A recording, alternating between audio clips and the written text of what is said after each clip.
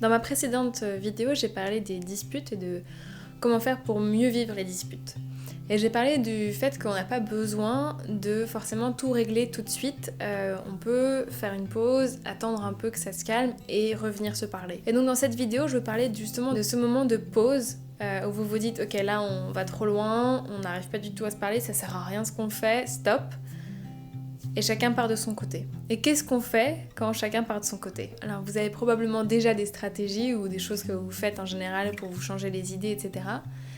Mais justement, je vais vous partager mes propositions et vous prenez celles qui vous plaisent et vous les changez, transformez comme vous voulez pour pas forcément penser à autre chose mais aller plus profondément dans ce qu'on ressent justement pour gagner de la clarté sur ce qui est en train de se passer et venir avec peut-être plus de choses à dire à son partenaire. Donc la première chose que je vous propose de faire, c'est justement de aller au bout de ses émotions. Donc je vais vous proposer une liste de plein de choses que vous pouvez faire pour exprimer ses émotions et les vivre jusqu'au bout. Prenez ce qui vous parle, ce qui vous touche le plus. Par exemple, si vous êtes quelqu'un qui est dans l'attaque quand vous êtes stressé, et prenez ce moment pour aller dans votre chambre ou sur votre canapé et défoulez-vous sur vos oreillers. Vraiment, tapez dans vos oreillers, hurlez, limite insultez vos oreillers si vous avez envie pour laisser passer cette colère, cette agressivité que vous avez en vous sur des pauvres oreillers qui vous ont rien demandé, mais ça ne fera de mal à personne et ça vous permettra d'aller jusqu'au bout de ce cycle en fait d'émotions. Si vous sentez que vous êtes quelqu'un qui est plutôt dans la fuite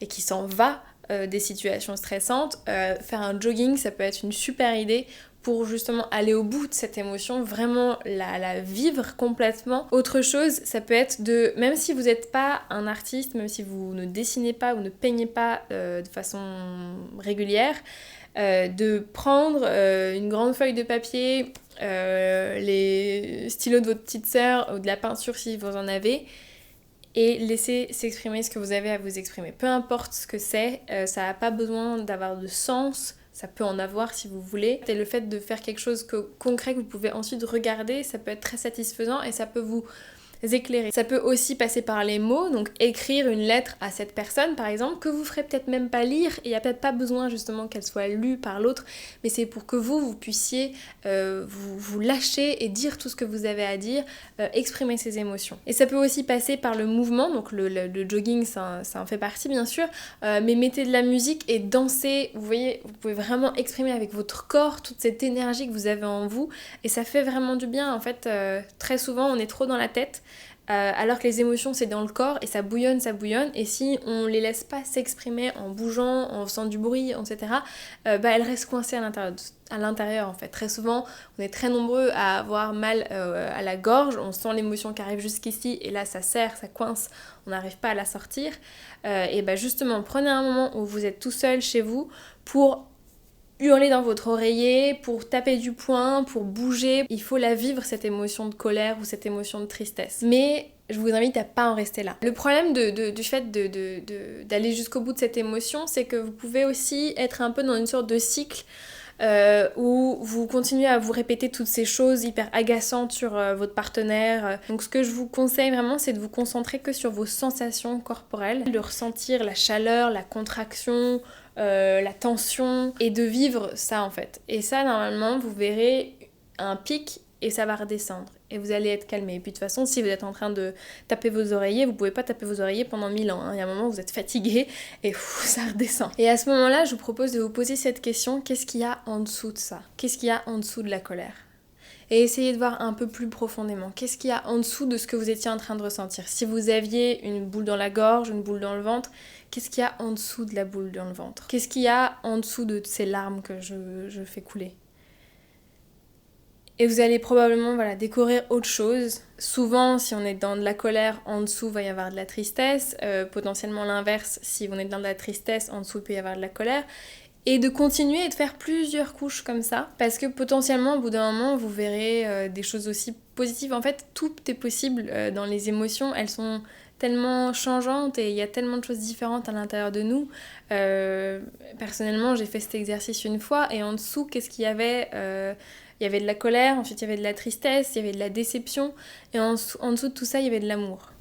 Et c'est super beau alors qu'on était dans des émotions tellement intenses et douloureuses, d'arriver à l'amour en dessous et de se rendre compte que toute cette dispute, toute cette colère, cette tristesse, en fait c'était parce que j'aime cette personne et parce que je veux connecter avec cette personne et que je n'y arrive pas pour X raisons. Alors je dis pas que c'est ce qu'il y aura pour vous, et rien que de voir qu'en dessous de la colère il y a de la déception, c'est hyper intéressant et ça vous informe énormément sur ce qui est en train de se jouer.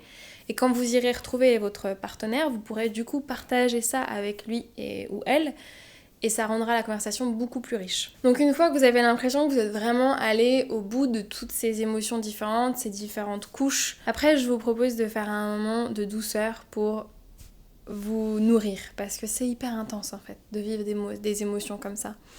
Donc prenez un temps pour vous masser le crâne, pour vous toucher les cheveux, pour vous caresser un peu, voilà, vous faire un câlin personnel comme ça. Et là, ce que je vous invite à faire, c'est d'avoir potentiellement une playlist déjà faite, ou dans ces cas-là, vous cherchez les musiques sur le moment, des musiques qui vous rappellent les bons moments avec votre partenaire. Et donc, si voilà, vous avez en fait laissé passer les émotions, vous les avez ressenties, vous avez vu leur richesse et ce qu'elles avaient à vous transmettre comme message en quelque sorte, et maintenant vous vous apaisez et vous reconnectez avec votre amour pour cette personne en fait, et pour les moments positifs que vous avez vécus ensemble, et pour toutes les choses que vous aimez chez cette personne, potentiellement écrire une liste des choses que vous appréciez chez cette personne. Et là, après tout ça, qu'est-ce que vous voulez dire à votre partenaire? Qu'est-ce qui en fait fera avancer votre couple? Qu'est-ce qui fera avancer la conversation? Ce que je vous invite à faire, c'est d'être le plus vulnérable possible, de dire exactement qu'est-ce qui vous a touché, à quel moment, pourquoi ça vous a fait du mal, de donner un contexte potentiellement à peut-être qu'il ou elle ne connaît pas assez votre histoire personnelle pour comprendre à quel point cette chose-là peut vous toucher et vous faire du mal. Et plus vous serez vulnérable, plus l'autre pourra vous entendre et vous comprendre, et ça vous ressoudra et ce sera super beau comme moment, très réparateur. Et vous pourrez partager ce qui s'est passé pour vous, dire des idées de solutions et qu'est-ce qu'on peut faire pour que ça ne se passe plus de la même façon, et assumer aussi votre part de responsabilité. Et si les deux font ça, normalement, les retrouvailles vont bien se passer. Voilà, c'est mes petites idées pour mieux gérer le moment de pause dans la dispute et vraiment prendre la richesse de ce moment et apprendre énormément sur vous-même. Il y a sûrement encore plein d'autres choses qu'on pourrait faire. Si vous avez d'autres idées, je serais super contente de les lire dans les commentaires. Et voilà, j'espère que ça vous aura inspiré. Je vous souhaite à tous une très bonne journée et puis à la prochaine.